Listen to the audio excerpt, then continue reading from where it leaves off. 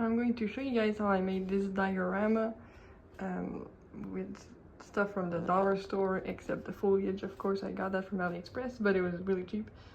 I made it two-sided, kind of, you know, rude church type of thing. And the light does pass through both stained glass windows. I'll work with this on you. Hold on. Like you can actually see the light. It's pretty easy to do, honestly. I think I found the easiest way to do these, which is to find a wooden box at the dollar store, and the top of it had this intricate detail in it, and I was like, hold on, like it's already done. I just took the top off, put a piece of transparent plastic, colored the shapes in with acrylic pen, and booyah. I already did a bit of the weathering on this one. Honestly, I want it to be a bit broken down. This one I still need to cut. I still need to cut the edges a bit because they're too long and they won't fit on the shelf. This is only like 9 inches long. So to be able to fit the characters, to make like a sort of cobblestone path that I want to make, or just a cobblestone base type of deal. So I cut my pieces, and I can even use like the extra to make, I don't know, some detail on the wall faces themselves. And you know, they don't need to be 100% same length, because some of them are going to be broken. Like this one already is broken, so I'm just going to use that in my favor, right? So it doesn't matter, you know, when it is like already destroyed buildings. The fun thing is that little accidents can actually work in your favor. So I cut them, I put them on a shelf, and they're gonna fit. So now I think I'm going to weather everything here. Then I'll make the cobblestone base with a bunch of stuff I have in here, I guess. And to make this, like, you know, weathered effect, you just take an X-Acto blade and you go like at an angle, and you just kind of dig into it a bit, and you can go as far as you want, as close as you want. You know, the more you switch it up, the better it'll come out. So it kind of looks like this when you're done, you know. You can start out thin, go thicker, then go back in. So it looks pretty cool when you're all done. Now the way I made this like cracked effect is pretty easy. You just take the X-Acto knife, you just any line, and you go into it, and then you go a little beside it, and you want to do like a kind of half circle into it, and then you continue it. So like you can take little pieces off like this and like this. Like the more you go into it with the X-Acto knife, the bigger like the gash is going to get. So it's really easy to like dig stuff out of it and make it look cracked. Okay, so I've done most of the weathering. I did the brick scoring with an X-Acto knife. I only did one pass through. If you want it to look deeper, you can do a second pass through, and then you just like you kind of wiggle the knife in here, like just go in the line, and then you kind of wiggle it as you go along. You can even make it uneven because it's supposed to be aged brick, right? So it's not supposed to look perfect. So I also removed a couple brick pieces. I know some people try to remove it super cleanly. I think it looks better when there's pieces missing, because it just looks like it's crumbling apart versus just missing, you know, randomly. So I did that. I also did the same on these pillars. I don't know how I'm gonna do this cobblestone, honestly. This is what it's gonna sit on. So like one piece here, the other piece is gonna go there. So I have two faces, you know, I can put a character here and a character there.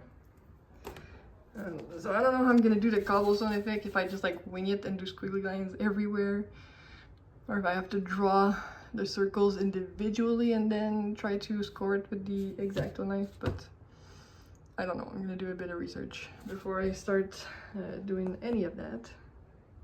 I just did a bit of the like wiggling the blade around just to show you guys like the difference. Like you can see that the brick defined more clearly than, let's say, you know, down here, right? And so I decided to do it like this, like a small brick, kind of like European, like I would say, instead of doing a cobblestone pattern. So I did that instead of doing the line straight like you would with brick, like a usual brick wall. I kind of did them squiggly, you know. And doing lots of damage on these kind of makes them look better. Well, don't be afraid to rip in there. And when I was doing the line that was going straight, and I was like waving out, waving back in and stuff, so it looks really uneven. Some of them look small, some of them look bigger, so kind of looks cool. I got one side done. I'm gonna do the rest here, and the rest is pretty much ready to paint. I think I'll be ready to paint. I just really made like damage everywhere. Like I didn't really think about it. Not like the other pieces. It just looks more realistic, you know, like damage happened. So if I just put them up like that, this is what it's going to look like.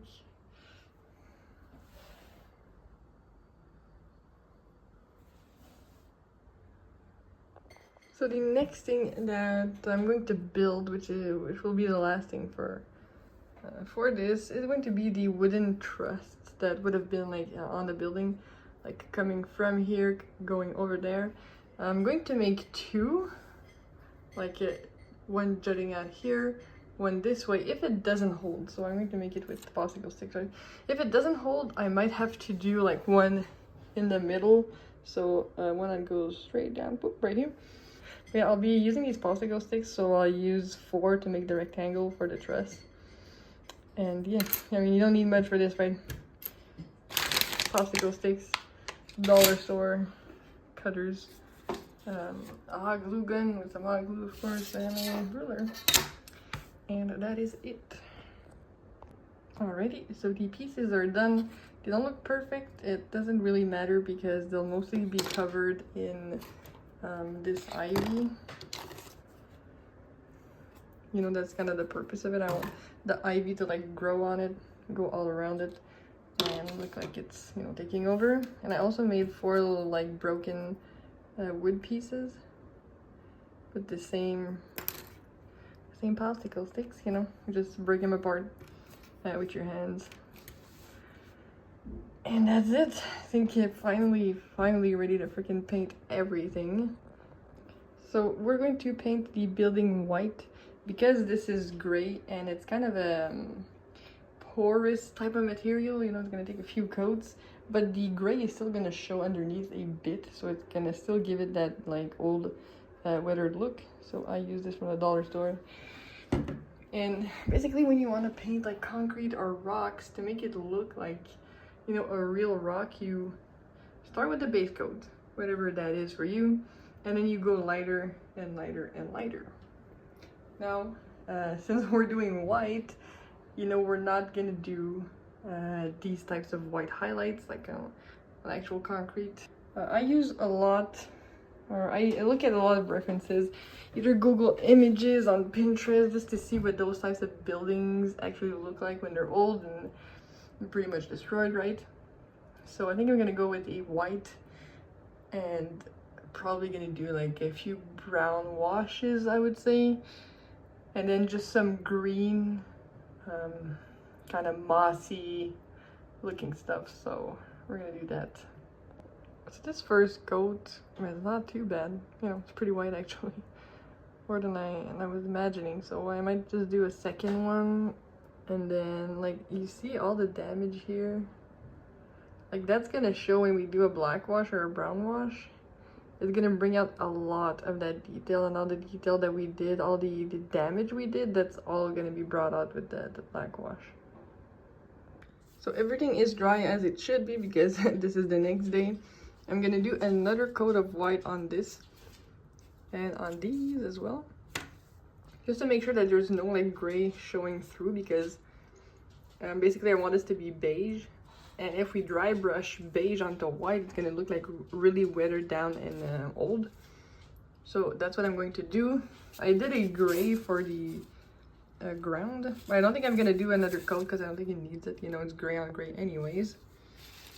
And I'm also going to be doing a dark brown for these, because I want it to look like, you know, rotted wood and whatnot. But again, it's not really going to show because vines are going to be on it. But I still want to add that little bit of detail. I'll paint those dark brown. So I'm going to dry brush some black on the pieces of wood Like I said, I want it to be sorry, I want it to be rotten. So I mixed a bit of the black with the brown here. Like, it's not gonna make much of a difference. But to be able to dry brush, you don't need a ton of paint. Like, this is too much. Use a cloth and kind of like dab it on until it's like, it's still there, obviously still noticeable, but way less.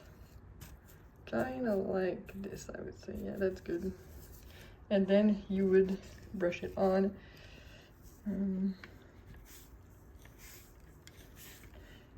Like, it just goes over the detail, right? And the harder you brush on, obviously, the more it's gonna put on the piece of wood. So you do that all over. And it should, you know, look pretty cool. So the first one up top is dry brush, the other one isn't. And as long as you go against the wood, like in the same direction as the wood that you're using, it should give that real effect, you know. It's not perfect, but you know, it is what it is. And maybe even do like a black wash. But for what I need this to be, like, I think this is gonna be perfect. Yep, so I think they turned out pretty well with the black. Don't even need to do anything else, in my opinion. I'm going to do a like darker brush on this. I don't know if I'm gonna show this on camera because I'm doing it with one hand. But anyways, yeah, that's what it looks like. Like I said, press harder, it'll be darker. But basically I want to go over everything just to bring out a lot of the detail. And then I'm just gonna do that throughout the whole thing with this darker shade. So this is what it looks like with the first dry brushing coat applied. Obviously it's not even everywhere, you know, it looks more realistic that way. I think it's gonna look pretty cool. I don't know if I'm going to do another coat or just try to do the washes, because I feel like it's missing maybe a color, maybe some brown to make it look dirty, but I think the wash is gonna do that too. Alright, so I did a bit of that dark umber, and you can see there's like shades of brown in here. It's not too prominent, but still it brings a lot more color. And because I'm always like brushing downward, you always want to brush in the same direction. It does look like, you know, it's all used up, banged up and whatnot from years of wear and tear and weather and all that stuff. So now that this is done, I need to let it dry. Once it dry, I'll be able to do the washes. If you do a wash when it's not dry, the color will just bleed out and it won't give you a really good wash effect, basically. So you really want to wait until everything is 100% dry, and foam does take a while to dry, you know, more than cardboard and other materials, way more than this type of wood, right? So you gotta be a little patient, but it's fine, you know, take a break, go do something else. And so the dry brushing on the church walls is done, as well on the pillars. So I started with a like skin beige almost, by mixing black, white and yellow, which made this like lighter color. And then I just added a bit more brown, right? I did this burnt umber brown. Added a bit more brown just to dirty it up before I do the washes. So I'm gonna wait until all this is dry. Obviously dry brushing dries like super fast because it's not a thick coat of paint. And so for a black wash, it's the easiest thing in the world. You take your black paint and you put a bit in there. I'm gonna put a little bit more because I want it to be darker.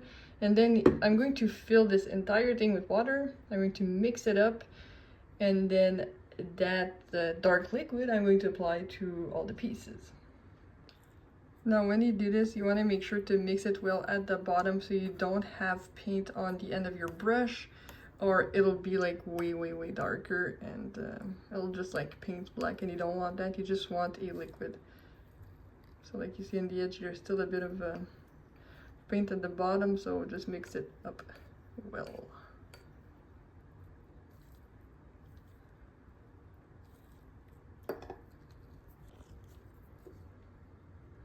Once you've mixed it, you want to dip your brush, then take a bit off, just so it doesn't coat it completely, and you want to just put it on like that. You see all the detail that just comes through. And now once you've done this, you can blotch it off with a paper towel, or you can just leave it dry as is. It is really up to you. So this is what it looks like now with the wash applied, but it's still wet. So obviously it's not gonna look exactly like that once it's dried, but that's what it looks like wet. It doesn't matter if there's splotches everywhere. I think that gives it like just a more realistic, kind of rustic, you know, torn down, aged look. So don't worry about making it even, right? So I'm gonna let that dry for like probably an hour or two, and after that it'll be a bit of the green wash, but I'll be using like a smaller brush, and I'll just like go around some edges. So here it is, finally all dried up. I will do a bit of white dry brushing around some of these, and then we'll do a green wash for you know, to get the final product, I guess. For the white dry brushing, it'll be just like a tiny bit on the edges to make it look worn. Do it soft like that, and then if you find it's too dark, you just wipe it away a bit with your finger. Looks really cool. So the white dry brushing is done, and as you can see, you can get so much detail out of it, right? And the more layers you do, you know, the more worn the structure actually looks. So I still need to do a green wash in certain places, and the white is going to help with that, right? It looks really bright on here, but like in person it's way less bright, but it looks super bright. But you can, like, that's why I love dry brushing, because you can really get a bunch of little details to make it look like worn concrete, worn rock. It's so easy to do with this. I really love this technique. So that's what that is the result of that. And I'll be doing the green wash to see how it's gonna turn out, because it's the first time I actually do a green wash, so we'll see. So the green wash is not dried yet, but it's kind of turning out better than I expected. I put way less water in this, and I put way more green. I used the leaf green, I think it's called. Yeah, leaf green. And I'm putting it on, and then I'm blotching it with a paper. So yeah, that's the look it's giving. You know, it will dry a little lighter than that, but I think it's going to look really nice. I'm not putting it everywhere, just in a few places where like the structure is broken, where I'm going to put some vines and some greenery, you know. So yeah, I'll show you guys when I'm done. So I really think these pieces turned out super well. The green really dried in a wonderful way. So I'm gonna put like a lot of the foliage on this side, so that's why I put a lot of green there. Same on these sides, you know. Put them on the pillars as well. I don't know why, but it's giving like Lara Croft Tomb Raider. This didn't work out so well. Like, I'm literally going to have to do some dry brushing instead. To put some brown, to put some green in there. Yeah, so I'm still gonna have to wait till it dries because it's still not dried, but then I'll be able to put these little thingies in some of the creases or the holes that I made, the like broken bricks. I'll put these in. So while I wait for my stuff to dry, I play some Marvel Rivals and drink some coffee. It's not a necessary step, but you know, it can help. So I ended up doing some like green dry brushing and white on this, but it's way too light. So I'm gonna do another black wash, I guess, because it's way too close to the color of the thing here. I want it to be like way darker, so yeah. Didn't work out quite how I wanted, but at least these pieces turned out really great, so there's that. But yeah. So I put the windows in and I think it looks really good. I'm not gonna like do any kind of damage on the windows because if I do the same kind of weathering, then everything is gonna look too samey, you know? Everything is gonna start to blend in, so I think it's gonna stay like that. Gonna wait for this to dry. It looks so much better, darker. So yeah, gonna wait for this to dry and then I'll be able to assemble everything. So I finally assembled it. I kind of like how this turned out. I mean, it's not perfect, but it looks cool. I just used a hot glue gun, obviously. Just glued both pieces, glued them together, and then put these pillars up. All the imperfections can be hidden with the ivy I'm gonna put soon, so there's that. I kind of miscalculated a bit here, but again, I'm gonna put some, like I got some little bushes here, little bushes. Now here's the wood that I painted. Put it all in, glued it all together. I made little slits with the X-Acto knife. I just pushed these in. And I glued them together like this so it can support all the ivy. So that's why like I put a shit ton of glue and it looks stupid. Because it's like, you can see it, but you won't be able to see it with all the foliage going over it. So it should look pretty freaking cool. When I put the foliage, I already put the little turfs in there. Looks really cool. Oh my gosh, this stuff is going all over the friggin' place, bro. I mean, it looks cool, but like, it even stained my fingers. But I guess it looks cool. There's that. Okay, so it's finally done with all this stuff. That made a freaking mess though, and like my fingers are stained green even after I washed them. So probably use gloves if you buy this stuff. But yeah, here it is, a finish.